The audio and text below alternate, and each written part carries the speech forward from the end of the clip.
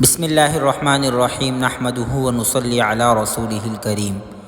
حضرت عاصم بن ثابت رضی اللہ تعالی عنہ: من قاتل فلیقاتل کما یقاتل عاصم بن ثابت محمد بن عبداللہ۔ ترجمہ: جو دشمن سے لڑنا چاہتا ہے تو اس کے لیے ضروری ہے کہ وہ عاصم بن ثابت کی طرح لڑے۔ آپ کا سلافہ کے بیٹوں کو قتل کرنا۔ میدان احد میں رسول اللہ صلی اللہ علیہ وسلم سے مقابلے کے لیے قریش بہت بڑی جمعیت کے ساتھ مکہ مکرمہ سے روانہ ہوئے۔ اس فوج میں جہاں ان کے بڑے بڑے سردار شامل تھے، وہیں اس میں ان کے غلام بھی شریک تھے۔ اس وقت ان کے سینے بغض اور کینے سے بھرے ہوئے تھے، اور جنگ بدر میں مسلمانوں کے ہاتھوں مارے جانے والے اپنے مقتولین کے انتقام کی آگ ان کی رگوں میں خون کے ساتھ گردش کر رہی تھی۔ اس مہم میں مردوں کے ساتھ متحد ہو کر قریش کے بڑے گھرانوں کی بہت سی دنیاوی اعتبار سے شریف زادیاں اور معزز خواتین بھی شریک ہو گئی تھیں، تاکہ وہ مردوں کو لڑائی پر تیار کریں، بہادروں کے دلوں میں غیرت اور حمیت کی آگ بھڑکائیں۔ اگر کہیں ان کے اندر کمزوری اور پست ہمتی دیکھیں تو ان کی ہمت بندھائیں اور انہیں جنگ کے میدان میں ثابت قدم رکھیں۔ فوج کے ہمراہ جانے والی ان خواتین میں ابو سفیان کی زوجہ ہند بنت عتبہ، عمر بن عاص کی بیوی ریطہ بنت منبع اور سلافہ بنت سعد خاص طور پر قابل ذکر ہیں۔ سلافہ بنت سعد کے ساتھ اس کا شوہر طلحہ اور اس کے تینوں بیٹے مصافع، جلاس اور کلاب بھی تھے۔ احد پہاڑ کے پاس جب دونوں فوجیں باہم ملیں اور جنگ کی آگ بھڑک اٹھی تو ہند بنت عتبہ اور اس کے ساتھ کی چند عورتیں اٹھیں اور صفوں کے پیچھے جا کھڑی ہوئیں۔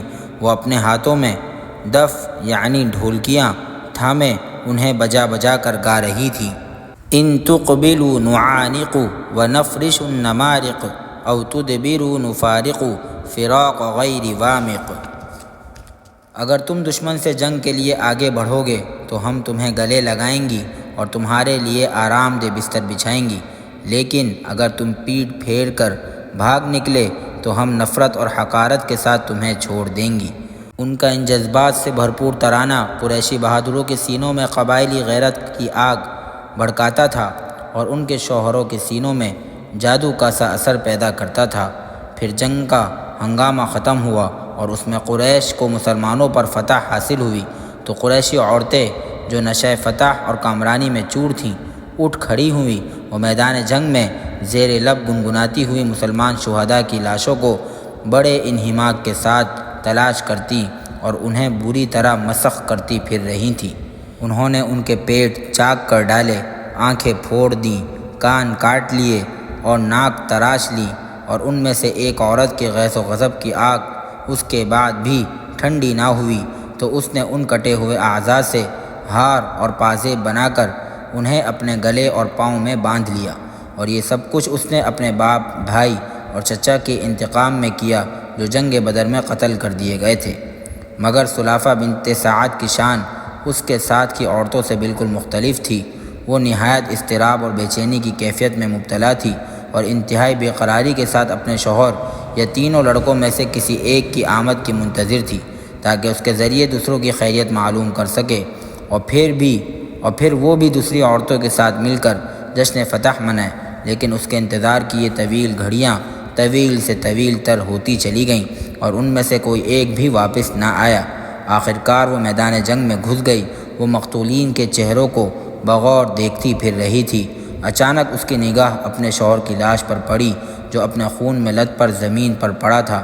وہ کسی خوف زدہ شیرنی کی طرح پورے میدان میں تیزی سے ادھر ادھر دوڑنے لگی۔ وہ اپنے بیٹوں مصافع، کلاب اور جلاس کی تلاش میں ہر سمت اپنی نظریں دوڑاتی رہی اور آخرکار انہیں بھی اس نے تلاش کر ہی لیا۔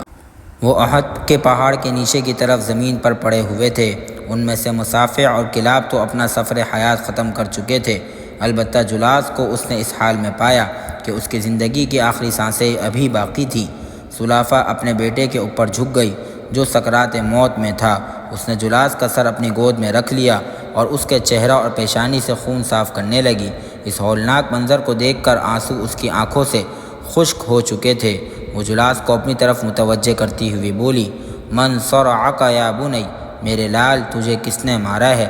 جلاس جواب دینا چاہتا تھا لیکن عالم نزاع کی کھڑکھڑاہٹ اس کے آڑے آ گئی اور وہ کوئی جواب نہ دے سکا۔ سلافہ نے بار بار اور اصرار کے ساتھ پوچھا تو اس نے بمشکل صرف اتنا کہا، صرعنی عاصم بن ثابت وصرع اخی مصافعہ، و ترجمہ، مجھے عاصم بن ثابت نے مارا ہے اور میرے بھائی مصافع کو بھی، اور جملہ پورا کرنے سے پہلے ہی اس نے آخری ہچکی لی اور اس کا جسم بے جان ہو کر ٹھنڈا ہو گیا۔